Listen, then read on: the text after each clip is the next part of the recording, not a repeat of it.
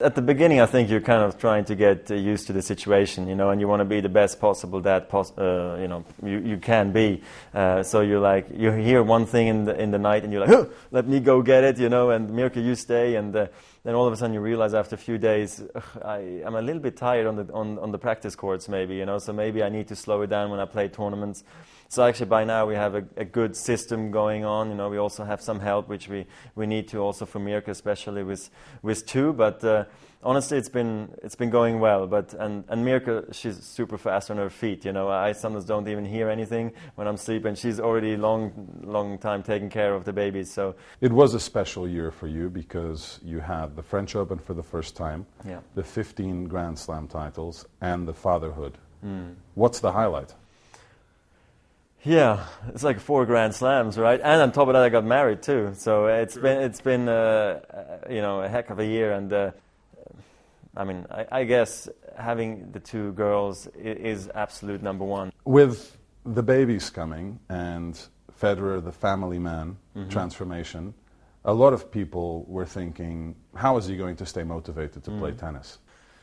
Well, the motivation for me is anyway not a problem. I love the sport too much to just say, you know what, I've won all the slams, I've won the World Championships 4 times, and I have 2 beautiful daughters and a wife, and now I'm happy, let's leave, This is not the way I see it. I like to stay in this game as long as possible and as long as my wife allows me to, because obviously she also has a big say. Is the hunger still going to be there, though, when you're down 5-2 in the 5th set of a Grand Slam quarter or semi?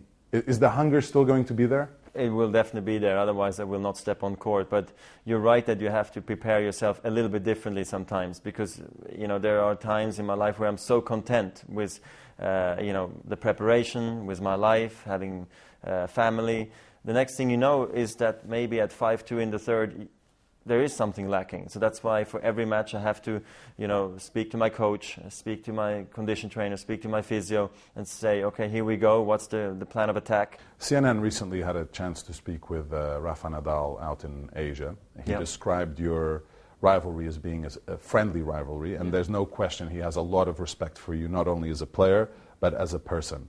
How tough is it to keep a friendly rivalry when you know you have to beat that guy on the other side of the net? In the beginning it was absolutely no problem because we didn't know each other that well, but I always felt he gave me a tremendous amount of respect, and I'm the same anyway as well. I always thought he was a wonderful player and a nice guy too. Now today we sit on the player council board, on the player council together. I'm the president, he's the vice president, and we're all serious, but we do talk a lot about what's good for the game, and I think we realize today what position and what role we have to play, in our sport as well.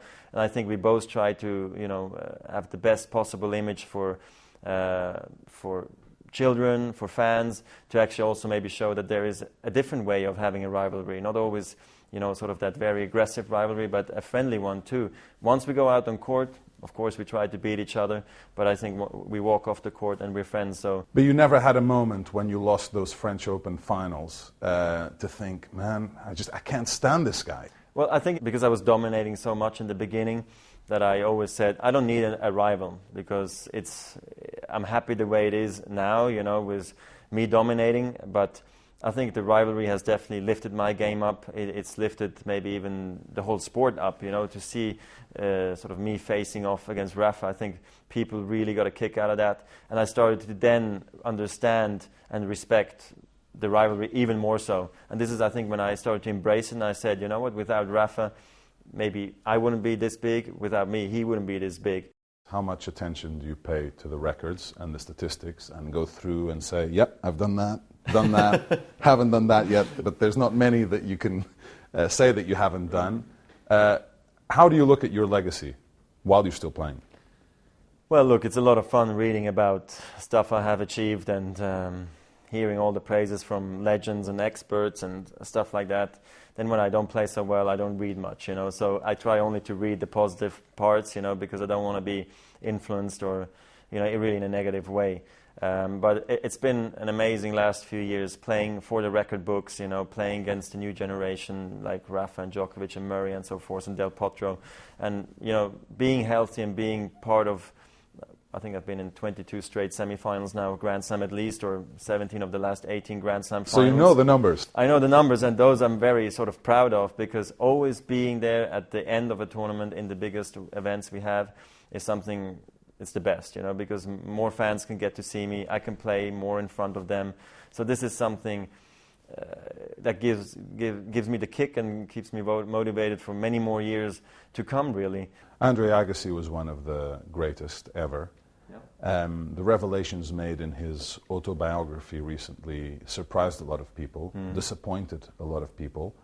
What surprised you the most? The drug issue for me is partially disappointing, just because taking drugs is something we don't want in our sport at all, but I don't think it was intended to actually help his sport. So I think you have to also separate that a little bit, and also not to forget what a great champion he is and how well he handled himself at the end of his career. The only problem for us now is like he does leave a little bit of a cloud over our sport, you know, that we need to clean up, you know, that people might think that drugs are possible in our sport, that they will be covered by somebody, but honestly, I mean, times have changed dramatically in the last 15 years, and we're being tested severely and a lot, and you never know, they might be walking in the door right now and coming for a test.